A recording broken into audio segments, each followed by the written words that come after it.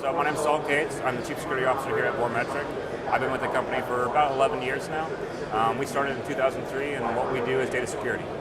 Primarily help organizations either meet compliance requirements for data at rest, encryption, privileged access to information, least privilege, all the way to actually stopping a privileged user from seeing data, whether it be your admins, your administrators, your network administrators, database administrators. We help them actually reduce that risk. So what are the biggest threats companies are seeing to their data? So we just actually ran a report. So we did an insider threat report last year for the US, and we actually ran a second one for the European contingencies this last March, I think it was.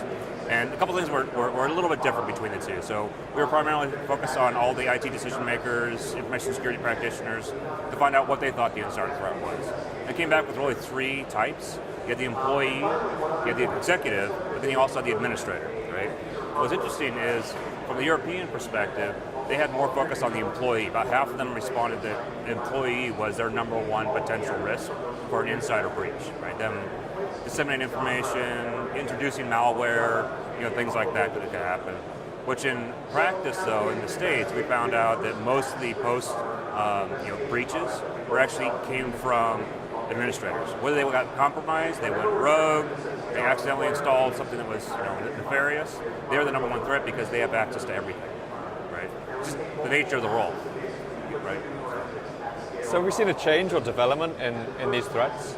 Yeah, so a couple different things are changing. So people are introducing things like controls to actually help mitigate those risks, whether it be the employee, the executive, or either removing rights or limiting rights.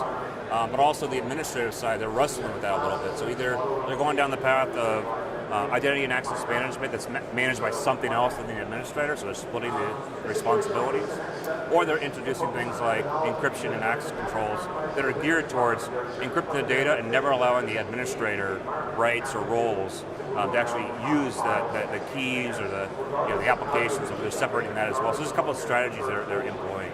But the one thing that we got from the report, particularly for the European insider threat report, was the increase in spending, particularly in solving some of these insider threat problems. I think Snowden helped a lot from an awareness perspective, but actually how to solve it, I think people are still wrestling. What's the right way to do it?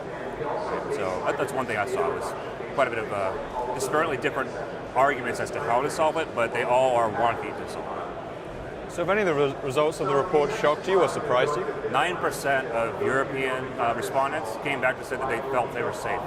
91% felt they're vulnerable to an insider threat. So I take it one of two ways. Either that 9% has solved it somehow and they feel pretty confident, or they don't understand, or the vast majority is just being very emotional right now. I'm not quite sure what it is, but 9% responded said that they felt safe from an insider breach, which is pretty shocking.